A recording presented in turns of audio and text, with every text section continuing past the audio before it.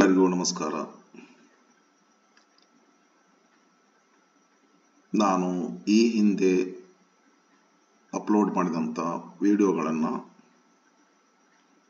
ತಾವೆಲ್ಲ ನೋಡಿ large number of subscribers ಕೂಡ ಆಗಿದ್ದೀರಿ, ಸಲಹೆಗಳನ್ನು ಕೂಡ ಕೊಟ್ಟಿದ್ದೀರಿ. ತಮಗೆಲ್ಲರಿಗೂ ನಾನು ಹೃದಯಪೂರ್ವಕ ಧನ್ಯವಾದಗಳನ್ನು ಖಂಡಿತ ಹೇಳಲೇಬೇಕಾಗುತ್ತದೆ, ಹೇಳುತ್ತೇನೆ. ಕೆಲವರು ತಮ್ಮ ಅಪೇಕ್ಷೆಯನ್ನು ಹೇಳಿದ್ದರು. 2 ಮಾರ್ಕ್ ಕ್ವೆಶ್ಚನ್ಸ್ ಅನ್ನ ಬಿಡಿಸಿಕೊಡ್ಲಿಕ್ಕೆ. ನಾನು ಕೂಡ ತಮ್ಮೆಲ್ಲ ಕಮೆಂಟ್ಗಳಿಗೆ ರಿಪ್ಲೈ ಮಾಡಿಕೊಡುವುದಾಗಿ ಪ್ರಾಮಿಸ್ ಮಾಡಿದ್ದೆ.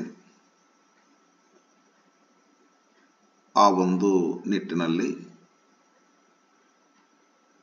ಇವತ್ತಿನ ದಿವಸ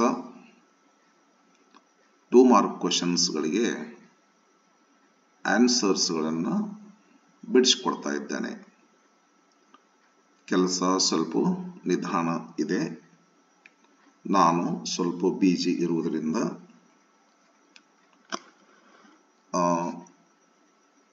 ಮ್ಯಾಕ್ಸಿಮಮ್ ಪ್ರಯತ್ನ ಮಾಡಿ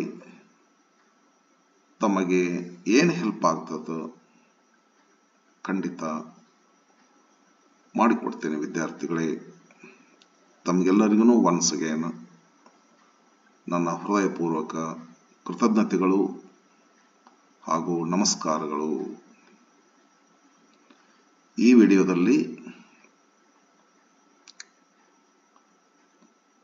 first poem Romeo and Juliet and first lesson to dear, ಈ 2 ಯೂನಿಟ್ಗಳಿಂದ ಮಾತ್ರ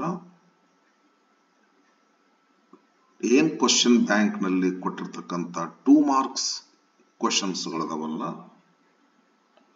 ಆ ಕ್ವಶನ್ಸ್ಗಳಿಗೆ ಆನ್ಸರ್ ಅನ್ನ ಮಾಡಿಕೊಡ್ತೇನೆ. ನೆಕ್ಸ್ಟ್ ರೆಗ್ಯುಲರ್ಲಿ ಹಾಕ್ತೀನಿ ವಿಡಿಯೋನ. ಈಗ ಇವತ್ತು ಸಂಡೇ ಇದೆ, ಫ್ರೀ ಇದ್ದೇನೆ. ಹಾಗಾಗಿ ಒಂದು 3-4 ವಿಡಿಯೋಗಳನ್ನು ಹಾಕಬಹುದು ಇವತ್ತೇನೆ. ಒಂದೇ ಚಾನೆಲ್ದಲ್ಲಿ 3-4 ವಿಡಿಯೋಗಳು ಅಷ್ಟು ಸರಿ ಕಾಣ್ತವೋ ಇಲ್ಲೋ, ಯಾಕಂದ್ರೆ I am actually new to this field. ಹಾಗಾಗಿ ನಮ್ದು ಇನ್ನೊಂದು ಚಾನಲ್ ಇದೆ, 7 ಕೋಟಿ ಇಂಗ್ಲಿಷ್ ಅಕಾಡೆಮಿ ಅಂತೇಳಿ. 7 ಕೋಟಿ ಅಂದ್ರೆ ELUKOTI, ವೈ ಅಲ್ಲ, ELU 7 ಕೋಟಿ ಇಂಗ್ಲಿಷ್ ಅಕಾಡೆಮಿ ಅಂತಿದೆ. ಇದು ಪಟ್ಟದಕಲ್ಲು ಇಂಗ್ಲಿಷ್ ಅಕಾಡೆಮಿ. ಇಲ್ಲೊಂದು ವಿಡಿಯೋ ಅಲ್ಲೊಂದು ವಿಡಿಯೋ ಹಿಂಗೆ ಹಾಕ್ತಾ ನಿಮ್ಮ 14 ಯೂನಿಟ್ಗಳನ್ನು ಒಂದು ದಿವಸ ಇವತ್ತು ನಾಳೆ ಇಷ್ಟರಲ್ಲೇ ತಮಗೆಲ್ಲ ಮುಗಿಸ್ಕೊಟ್ಬಿಡ್ತೇನೆ. ಈಗಾಗಲೇ 8, 9, 10 ಯೂನಿಟ್ಗಳು ಪರ್ಹಾಪ್ಸ್ ಈ ಆಲ್ರೆಡಿ ಇಟ್ ಈಸ್ ಪ್ರಿಪೇರ್ಡ್ ಮಾಡಿಟ್ಟಿರುತ್ತೇನೆ. ಅವನ್ನ ವಿಡಿಯೋ ಮಾಡಿ ಹಾಕುವುದೊಂದೇ ಕೆಲಸ. ಹಾಗಾಗಿ ತಾವು ಒಂದೇ ಚಾನಲ್ದಲ್ಲಿ ಎಲ್ಲ ವಿಡಿಯೋಗಳು ಏನೋ ನನಗೆ ಹೇಳಿದವರು ಕೇಳಿದ ಪ್ರಕಾರ ಸ್ವಲ್ಪ ಹಂಗಾಗಬಾರ್ದು ಅಂತೇಳಿ, ಬಟ್ ನಿಮ್ದು ಎಕ್ಸಾಮ್ ಸಮೀಪ ಇರೋದ್ರಿಂದ ಅನಿವಾರ್ಯವಾಗಿ ಹಾಕ್ತಾ ಇದ್ರೆ ಅದರಾಗನೇ ಸ್ವಲ್ಪ ಇನ್ನೊಂದು ಚಾನಲ್ ಕಷ್ಟ ಹಾಕಿ ಒಂದು ಏನೋ ಕನ್ಸಿಸ್ಟೆನ್ಸಿ ಅಂತ ಏನೋ ಅಂತಾರೆ, ಅದನ್ನ ಮೇಂಟೈನ್ ಮಾಡ್ತೇನೆ ವಿದ್ಯಾರ್ಥಿಗಳೇ. ಹಾಗಾಗಿ ತಾವೆಲ್ಲ 7 ಕೋಟಿ ಇಂಗ್ಲಿಷ್ ಅಕಾಡೆಮಿ ನೋಡ್ತಾ ಇರ್ರಿ. ಅದು ನಂದೇ ಚಾನಲ್. ಅಲ್ಲೇ ಹೈಸ್ಕೂಲ್ ವಿದ್ಯಾರ್ಥಿಗಳಿಗೆ ಹೆಚ್ಚು ಕಾನ್ಸಂಟ್ರೇಟ್ ಮಾಡೀನಿ. ಈ ವಿಡಿಯೋದಲ್ಲಿ PU ವಿದ್ಯಾರ್ಥಿಗಳಿಗೆ ಕಾನ್ಸಂಟ್ರೇಟ್ ಮಾಡೀನಿ. ಹಾಗಾಗಿ ಅಲ್ಲಿ ಕೂಡ ತಾವು ನೋಡ್ರಿ, ಅಲ್ಲಿ ಕೂಡ ತಮಗೆ ವಿನಂತಿ ಪೂರ್ವಕವಾಗಿ ಕೇಳ್ಕೊತೀನಿ, ಅಲ್ಲಿ ಕೂಡ ಸಬ್ಸ್ಕ್ರೈಬರ್ಸ್ ಆಗ್ರಿ, ಸಪೋರ್ಟ್ ಮಾಡ್ರಿ.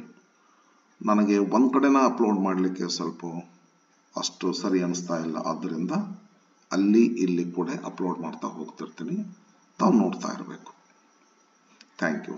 Now I am going to start today's job. 1 mark questions only from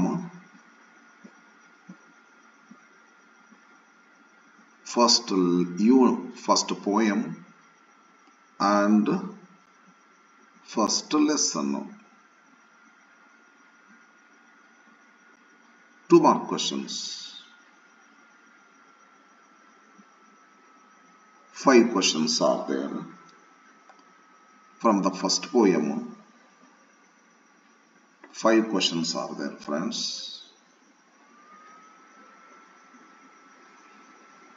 ಸ್ವಲ್ಪ ನಿಧಾನ ಇರ್ತದ ನನ್ನ ಟೀಚಿಂಗ್, ಹಾಗೆ ಏನು ಮಾಡ್ಲಿಕ್ಕೆ ಆಗೋದಿಲ್ಲ. 32-33 ವರ್ಷ ಕಲಿಸೇನಿ, ಈ ಸದ್ಯಕ್ಕೆ ಚೇಂಜ್ ಮಾಡಂದ್ರೆ ಆಗೋದಿಲ್ಲ. ಯಾರೊಬ್ರು ಸಲಹೆ ಕೊಟ್ಟಿದ್ರು, ಆಯ್ತು ಮ್ಯಾಕ್ಸಿಮಮ್ ಟ್ರೈ ಮಾಡ್ತೇನೆ. ನನಗೆ ಗೊತ್ತಾಗ್ತದ ನಿಮ್ಮ ಟೈಮ್ ವೇಸ್ಟ್ ಆಗ್ತೈತಿ ಅಂತೇಳಿ.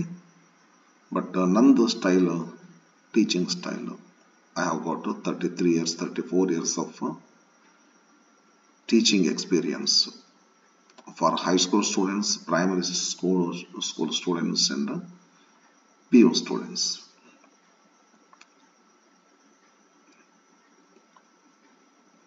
Two more questions. Question number 1. Mention any 2 images to which Romeo compares Juliet in the poem Romeo and Juliet. ನಾನೇನ್ ಮಾಡ್ತೀನಿ ಅಂದ್ರೆ ಅವರು ಎರಡೇ ಅಂತಾರ. ನಾನೇನ್ ಮಾಡ್ತೀನಿ ಅಂದ್ರೆ somehow it will be useful thinking this. I have tried to give not exactly only 2, as many as possible.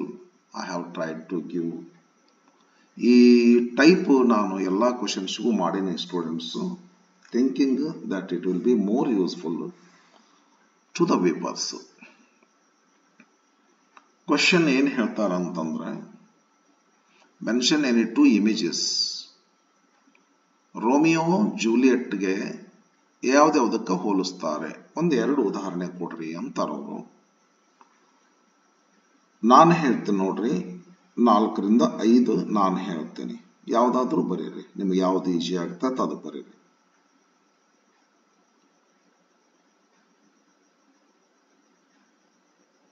Romeo compares Juliet like this. 1, 2, 3, 4 ಅಂತ ಹಾಕ್ರಿ, ಮುಂದೆ ಕಂಟಿನ್ಯೂಸ್ ಆಗಿ ಸೆಂಟೆನ್ಸಸ್ ಆದ್ರೂ ಬರೀರಿ. Juliet teaches the torches to burn bright. Number 1. Number 2. She was like a rich jewel in an Ethiop's ear. Number 3.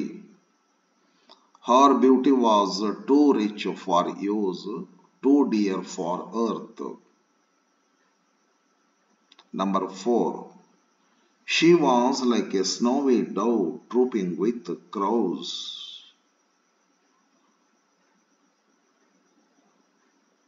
Number 5. Juliet was a yonder lady over her fellows. ಯಾವ್ದಾದ್ರೂ ಎರಡು ಬರೀರಿ. Question number 2. Mention any 2 expressions that Juliet uses to glorify Romeo's charm. Reverse.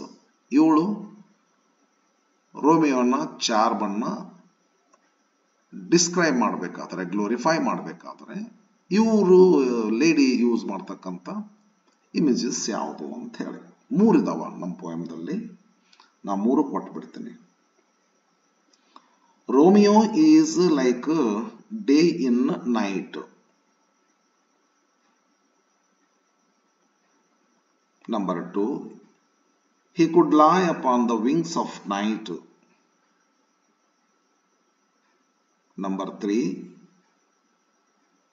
he is whiter than a new snow on a raven's back. Okay, clear? Third question. Slowly teach ಮಾಡ್ತೇನೆ, slowly ಹೇಳ್ತೇನೆ ನಾನು. Rural ಕಾಲೇಜ್ನಲ್ಲಿ ಕಲಿಸೋದ್ರಿಂದ ನನಗೆ ಆ habit ಇದೆ. Slow ಇರ್ತದೆ ನನ್ನ teaching. Who are, question number 3, who are compared to a snowy doe and crows respectively? ಕ್ರಮವಾಗಿ ಅಂತ ಹೇಳಿ. ಅಂದರೆ ನಾವು ಮೊದಲು ಏನು ಬರಿಬೇಕು, ಸ್ನೋವಿ ಡೋ ಅಂದರೆ ಯಾರು ಅಂತ ಮೊದಲು ಬರಿಬೇಕು, ಕ್ರೌಸ್ ಅಂತ ಯಾರು ಅಂತ ನಂತರ ಬರಿಬೇಕು. ಇದಕ್ಕೆ ರೆಸ್ಪೆಕ್ಟಿವ್ಲಿ ಅಂತ ಕರೀತಾರೆ.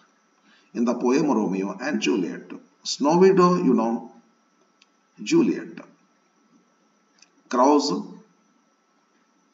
her fellow dancers, Snowy Doe, Juliet. Juliet is compared to Snowy Doe and her fellow dancers are compared to crows. Okay. Mention any two qualities of night according to Juliet in Romeo and Juliet. The second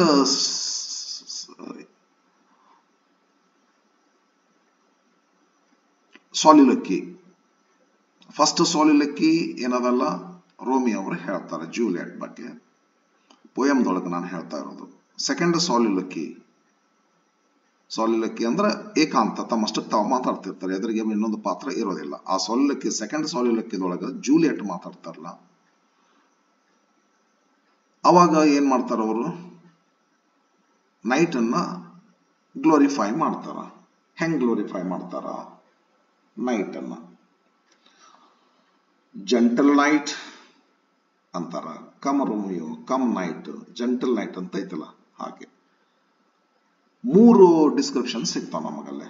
gentle night, loving night, black browed night. ಸರಿ ತಾನೆ? Okay. Last question, ಅವ್ರು ಯಾವ್ದಾದ್ರು any two ಅಂತಾರ, any two ಬರೋದ್ ಬಿಡ್ರಿ ನೀವು. ಏನ್ ಮೂರನೇದ್ ಬರೆದ್ರೆ ನಿಮಗೆ ಮಾರ್ಕ್ಸ್ ಹೆಚ್ಚಿಗೆ ಕೊಡುದಿಲ್ಲಲ್ರಿ. ಎರಡು ಬರೆದ್ರೆ ಸಾಕು, ಎಕ್ಸಾಕ್ಟ್ಲಿ ಎರಡು, any two, which is easier to you, which are easier to you, any two. Question number last, what does all the word start doing and stop doing according to Juliet? If Romeo becomes stars, ಹೇಳ್ತಾರಲ್ಲ Juliet, after my death ನೈಟಿಗೆ request ಮಾಡಕ್ಕಂತಾರ, take my Romeo and cut him into little stars, and that little star cut him into little stars, and that little stars would make the face of heaven so fine. ಅವಾಗ face of heaven ಅಂದ್ರೆ the sky so fine ಕಾಣಕತ್ತಿದ್ಮೇಲೆ, ಸ್ಕೈನ fine ಕಾಣಕತ್ತಿದ್ಮೇಲೆ ಜನ ಎಲ್ಲ ಏನ್ ಮಾಡ್ತಾರ, stop ಮಾಡ್ತಾರ. ಏನ್ ಸ್ಟಾಪ್ ಮಾಡ್ತಾರ ಜನ ಎಲ್ಲ, ಏನ್ ಸ್ಟಾಪ್ ಮಾಡ್ತಾರ? Paying their worship the garish sun. ಜನ ಏನು ಸ್ಟಾರ್ಟ್ ಮಾಡ್ತಾರ? Loving night. ಜನ ಏನು ಸ್ಟಾರ್ಟ್ ಮಾಡ್ತಾರ? People start loving night. People stop paying their worship to garish sun. Okay students, clear ಆಯ್ತು ಅಂತ ಅನ್ಕೋತೀನಿ. Let's move on to the next unit, that is the first lesson, 2Dear.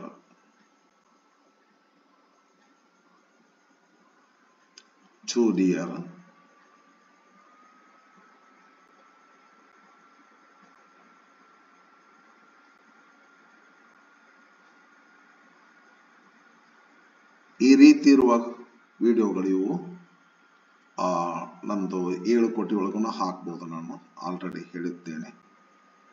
Okay, how many questions are there, friends? 12.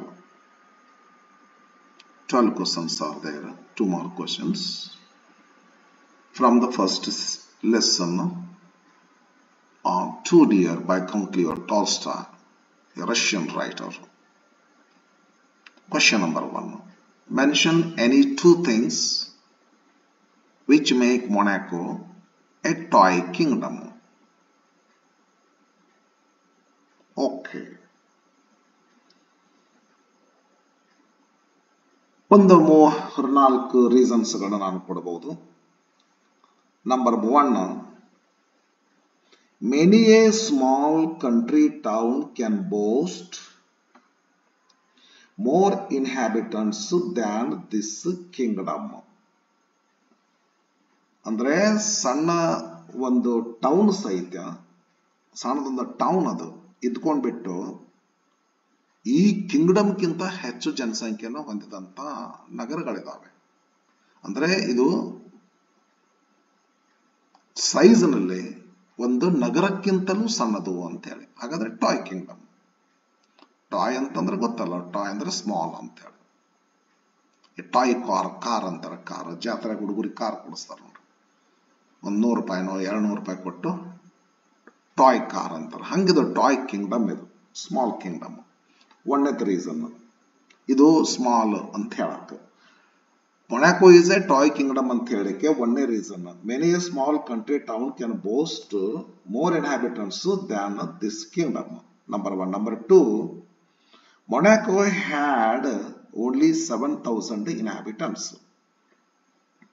ಇದು ಕೂಡ ಹೇಳ್ತದ.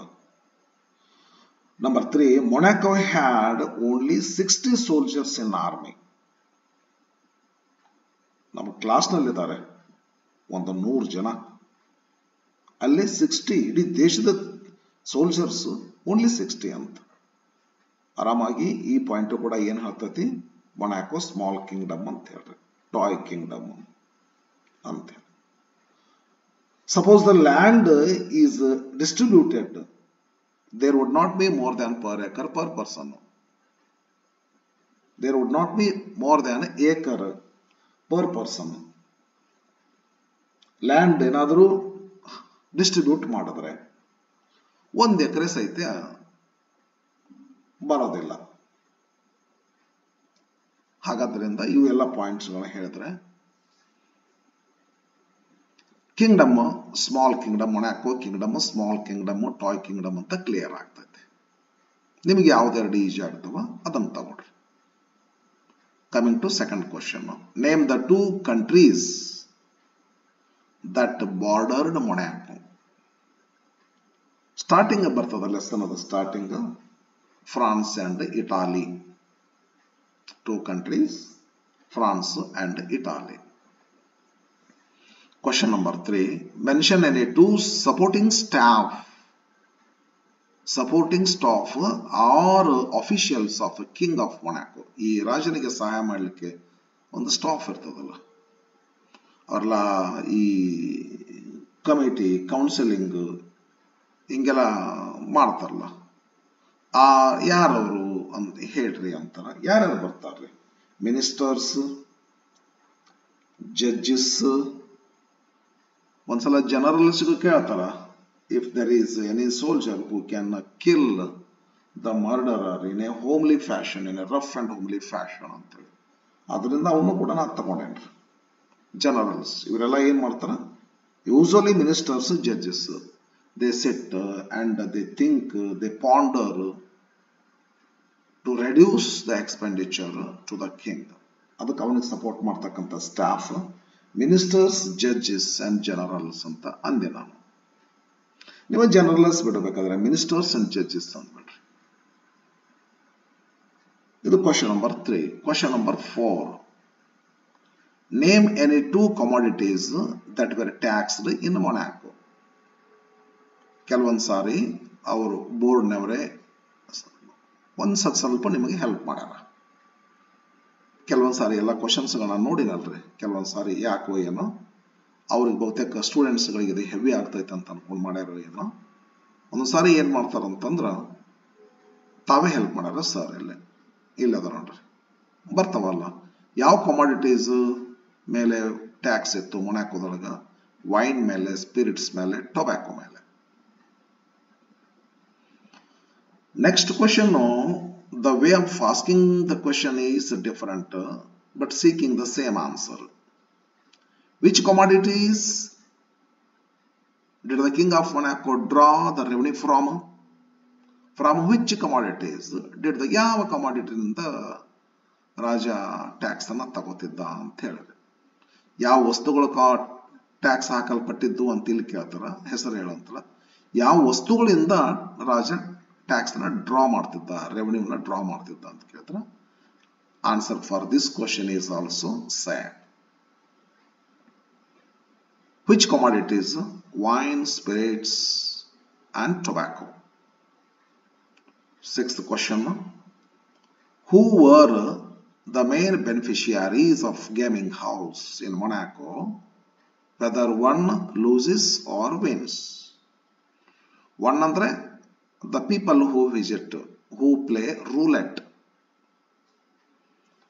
ಆ gaming house ಒಳಗೆ ಹೋಗಿ roulette ಜನ ಆಡಿದ್ರೆ ಅವರು they have to pay on every turn over ಅಂತ ಐತಿ. Whether they win or lose, ಹೋದಂತ ಕಸ್ಟಮರ್ ತಾವು ಗೆದ್ರು ಕೊಡಬೇಕು,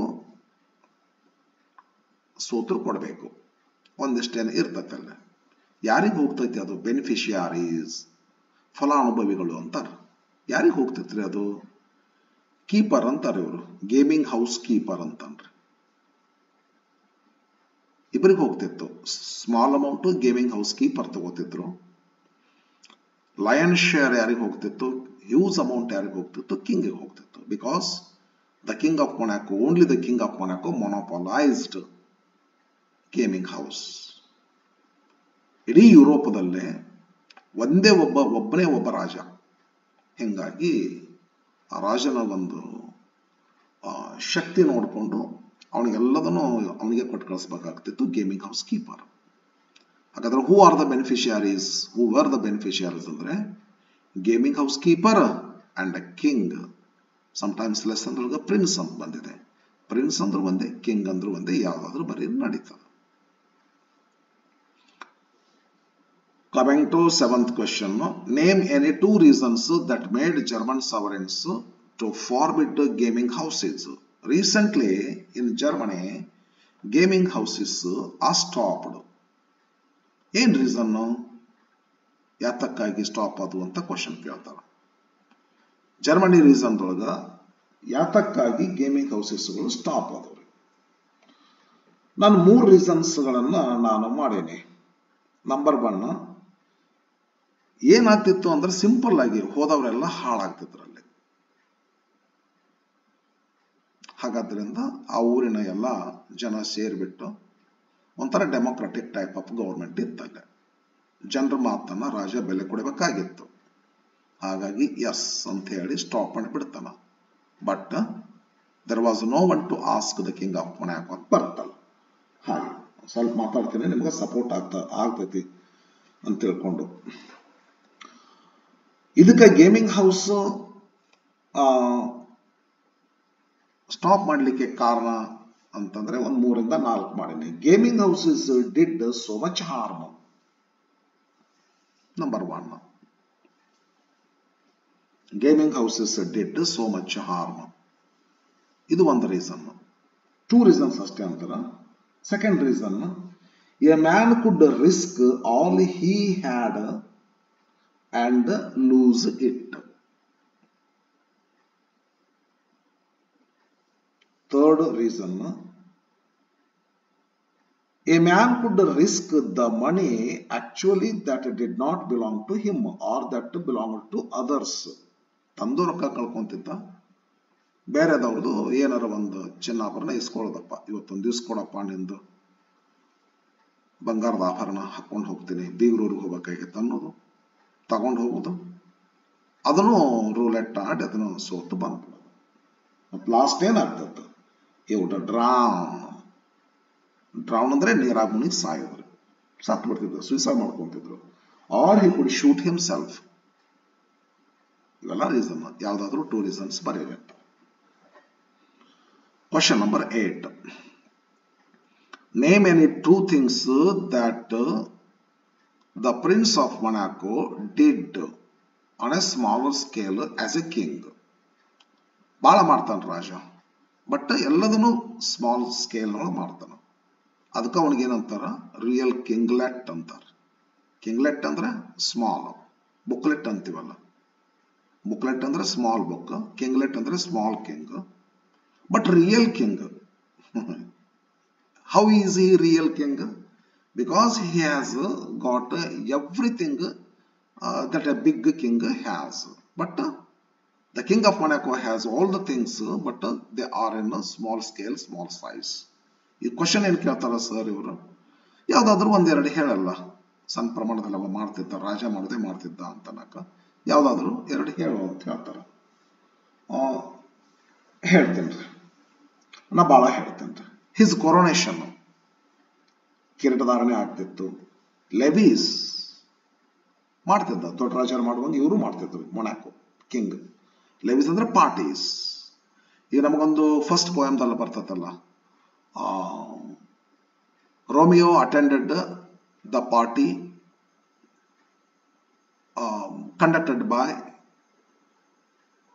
ದ ಕ್ಯಾಪುಲೆಟ್ಸ್,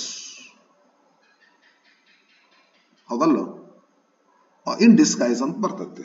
ಹಂಗ ಪಾರ್ಟೀಸ್ ಕಂಡಕ್ಟ್ ಮಾಡ್ತಾರ ರಾಜರು. ಈ ಕಿಂಗ್ ಆಫ್ ಮೊನಾಕೋನು ಲೆವೀಸ್ ಮಾಡ್ತಿದ್ದ, ರಿವಾರ್ಡ್ಸ್ ಮಾಡ್ತಿದ್ದ, ಬೇರೆಯವರಿಗೇನೋ ಬಹುಮಾನ ಕೊಡೋದಾಗ್ತಿತ್ತು, ಅವನು ಕೊಡ್ತಿದ್ದ.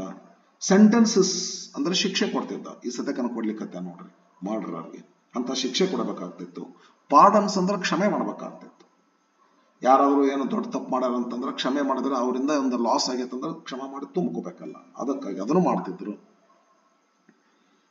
ಪಾರ್ಡನ್ಸ್, ರಿವ್ಯೂಸ್, ಅದ್ರಾಗೆಲ್ಲ ಇವ್ರು ಇದ್ರಲ್ರಿ, ರಿವ್ಯೂ ಮಾಡೋರು ಇದ್ದಾರಲ್ಲ, ಜಡ್ಜಸ್ ತರಹ ರಿವ್ಯೂಸ್ ಇದ್ರು, ಕೌನ್ಸಿಲ್ಸ್ ಇದ್ರು. ಅಲ್ಲಿ ಅವನ ರಾಜ್ಯದೊಳಗೆ ಲಾಸ್ ಇತ್ತು, ಕೋರ್ಟ್ ಆಫ್ ಜಸ್ಟಿಸ್ ಇತ್ತು, 60 men ಆರ್ಮಿ ಇತ್ತು. But all are in smaller scale. ಯಾವ್ದಾದ್ರು ಹೇಳ್ರಿ ನೀವು.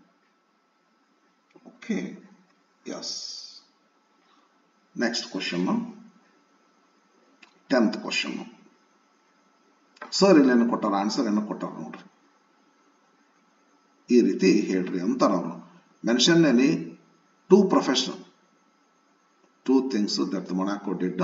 ಇದು ನಾ ಎಷ್ಟೊತ್ತನ ಹೇಳಿದ್ದು ಈ ಕ್ವಶನ್ಗೆ ಆನ್ಸರ್.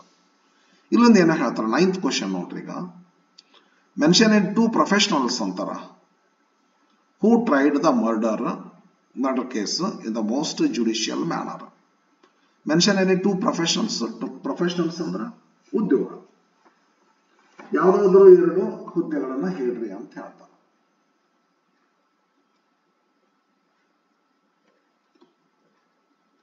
ಯಾವುದಾದ್ರೂ ಎರಡು ಹುದ್ದೆಗಳನ್ನು ಹೇಳ್ರಿ.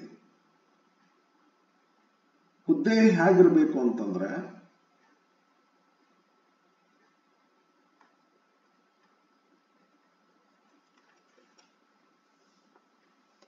ಮೆನ್ಷನ್ ಎನಿ ಟೂ ಪ್ರೊಫೆಷನಲ್ಸ್, ವ್ಯಕ್ತಿಗಳನ್ನ ಹೇಳ್ರಿ ಉದ್ಯೋಗದಲ್ಲಿರ್ತಾಗ.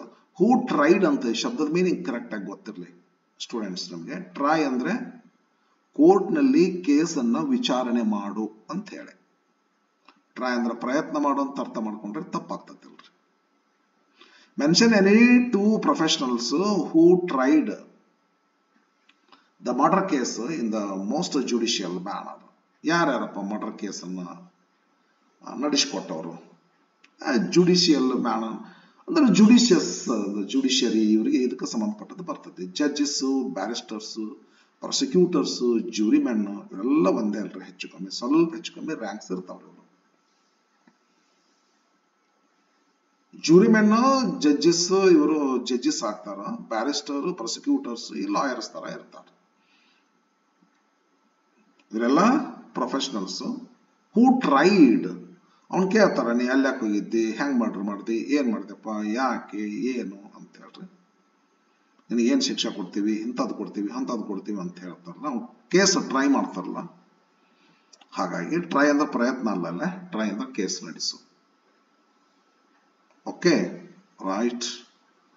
Case in the most judicial manner. ಯಾರಿವರು? Judges, barristers, prosecutors, jurymen. ಹೇಳ್ಬಿಡ್ರಿ. ಚಲೋ ಅದ, ಸರ್ ಮಾಡಿಕೊಟ್ಟಾರ. ನೆಕ್ಸ್ಟ್ ಕ್ವಶನ್,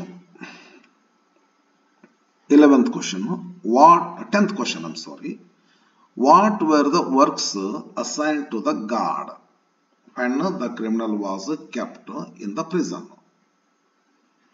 ಅವಾಗೊಂದು ಲಾಕಪ್ನೊಳಗೆ ಹಾಕಿ ಒಬ್ಬರು ಗಾರ್ಡ್ ಅನ್ನ ಕುಂದಿರ್ಸಿರ್ತಾರಲ್ಲ, ಆ ಗಾರ್ಡ್ಗೆ 2 ಕೆಲಸ ಕೊಟ್ಟಿರ್ತಾರ. ಆ 2 ಕೆಲಸಗಳು ಯಾವುವು ಅಂತೇಳಿ. Number 1, he had to wash the criminal. Number 1. Number 2, he had to fetch the criminal's food from the palace kitchen. These were the 2 works assigned to the guard. Question number 11. How much pension was fixed for the criminal? 600 francs. 600 francs as annuity. As annuity means yearly. Varshasana. 600 francs was fixed as annuity. How much money was received in advance before he left Monaco? ಎಷ್ಟು ಇಸ್ಕೋತಾರ ಅವರು? 1/3 of it in advance. ಅದ ಹಣ ತಗೊಂಡೋಗಿ bit of land ಅನ್ನ ಕೊಂಡ್ಕೋತಾರಲ್ಲ, ಮತ್ತೆ ಅಲ್ಲೊಂದು market gardening ಅನ್ನು start ಮಾಡ್ತಾರ. ಇದಕ್ಕೆ ಎಷ್ಟದ ಅಷ್ಟ, ಸುಮ್ಮನೆ ಸ್ವಲ್ಪ ಆಗ ಸಪೋರ್ಟ್ ಮಾತಾಡ್ತಿರ್ತೀನಿ. ಸಮೋ it will be useful to youth ಅಂತ ಹೇಳಿ ನನಗೆ ಅನಿಸ್ತದ. 600 francs, 1/3 of it. Last question. What did the criminal do for his living after receiving his annuity in advance? 1/3 of it ತಗೊಂಡು ಹೋಗ್ತಾರಲ್ಲ, ಏನ್ ಮಾಡ್ತಾರ ಅಂತ ಹೇಳಿ 2 things ಮಾಡ್ತಾರ. ಏನ್ ಮಾಡ್ತಾರ? ಬಾರ್ಡರ್ ಅಂತೂ ದಾಟಿ ಹೋಗ್ತಾರೆ ಮೊನಾಕೋದ್ದು. 15 minutes ಜರ್ನಿ ಅದು ಬೈ ಟ್ರೈನ್. ಏನ್ ಮಾಡ್ತಾರ ಅಲ್ಲಿ ಹೋಗಿ? The criminal bought a bit of land. Number 1. Number 2, he started market gardening. ಸ್ನೇಹಿತರೆ, ಈ ವಿಡಿಯೋದಲ್ಲಿ 2 ಯೂನಿಟ್ಗಳನ್ನು ಹಾಕೀನಿ. ಸ್ವಲ್ಪ ನಿಧಾನ ಮಾಡೀನಿ ಅಂತ ಅನ್ಕೋತೀನಿ. ನಿಧಾನ ಮಾತಾಡ್ತೀನಿ ನಾನು. ಸ್ವಲ್ಪ ಏನೋ ಸೈಡ್ ಏನು ಮಾತಾಡಿದ್ರು ಕೂಡ ಅದು ನಿಮ್ಗೆ ಯೂಸ್ಫುಲ್ ಆಗಿರ್ತೈತೆ ಅಂತ ಹೇಳಿ ಸ್ವಲ್ಪ ಮಾತಾಡ್ತಿರ್ತೀನಿ. ನೇರವಾಗಿ ಹೋಗ್ಬಿಟ್ರೆ ಸ್ವಲ್ಪ ಕಮ್ಮಿ ಅನಿಸ್ಬೋದು ನಿಮಗಲ್ಲಿ. ಸಪೋರ್ಟಿಂಗ್ ಸ್ವಲ್ಪ ಸೈಡ್ ಏನಾದ್ರು ಹೇಳಿದ್ರೆ ಹೆಂಗೋ ಅದು ನಿಮಗೆ ಈ ಸಲ ಮುಂದಿನ ಸಲ ನಾ ಈ ಕೊಟ್ಟಿದ್ದನ್ನು ಬಿಟ್ಟು ನಾ ಏನೋ ಹೇಳ್ತಿಲ್ಲ, ಅದ್ರ ಬಗ್ಗೆ ಏನಾದ್ರು ಕೇಳ್ಬೋದು ಅನ್ನುವಂಥ ವಿಚಾರದಿಂದ ಸ್ವಲ್ಪ ಹಂಗ ಒಂದ್ಸಲ ನೋಡ್ಕೊಂತ ಹೋದೆ ಅಂದ್ರೆ ಲೆಸನ್ ಹೊಳ್ಳಿ ಓದ್ದಂಗೆ ಆಗಿರ್ಬೇಕು. ಅದು ಆ ದೃಷ್ಟಿಯಿಂದ ಸ್ವಲ್ಪ ಮಾತಾಡ್ತಿರ್ತೀನಿ. ಖಂಡಿತ ಲೆಸನ್ಗೆ ಸಂಬಂಧಪಟ್ಟಿದ್ದೇ ಮಾತಾಡ್ತೀನಿ, ಲೆಸನ್ ವಿಷಯದಲ್ಲೇ ಮಾತಾಡ್ತೀನಿ. ಹೀಗೋ ಹಾಗೋ ಹ್ಯಾಗೋ ನಿಮಗದು ಯೂಸ್ ಆಗುತ್ತೆ. ಓಕೆ ಫ್ರೆಂಡ್ಸ್, ಈ ವಿಡಿಯೋದಲ್ಲಿ ಇಷ್ಟು ಮಾಡೇನೆ. ಸದ್ಯ ಮತ್ತೆ ಒಂದು ವಿಡಿಯೋ ಮಾಡ್ತೇನೆ ರೀ. ಇದನ್ನ ಬಹುತೇಕ ಆ ಕಡೆ ಬಿಡ್ತೀನಿ, ಇಲ್ಲೇ ಬಿಡ್ತೀನಿ. ಇದು ಒಂದು ಪಟ್ಟದಕಲ್ಲು ಇಂಗ್ಲಿಷ್ ಅಕಾಡೆಮಿಯಲ್ಲಿ ಬಿಟ್ಟಿರ್ತೀನಿ. ಇನ್ನು ನೆಕ್ಸ್ಟ್ ಮಾಡಿ ಆ ಕಡೆ ಇದಕ್ಕೆ ಬಿಡ್ತೇನೆ ರೀ, 7 ಕೋಟಿ ಇಂಗ್ಲಿಷ್ ಅಕಾಡೆಮಿ. ಒಂದ್ ಕಡೆನ ಅದು ರೆಗ್ಯುಲರ್ ಹಿಂಗೆ ಬಿಡಬಾರ್ದು ಅಂತೇನೋ ಅಂತಾರ. ನಾನು ಹೊಸದಾಗಿ ಅನಾನುಭವಿ ಈ ವಿಷಯದೊಳಗ, ಯೂಟ್ಯೂಬ್ ವಿಷಯದೊಳಗ, ಹಾಗಾಗಿ ನಾನು ಸ್ವಲ್ಪ ಬೇರೆಯವರ ಸಲಹೆ ಕೇಳ್ತಿರ್ತೀನಿ.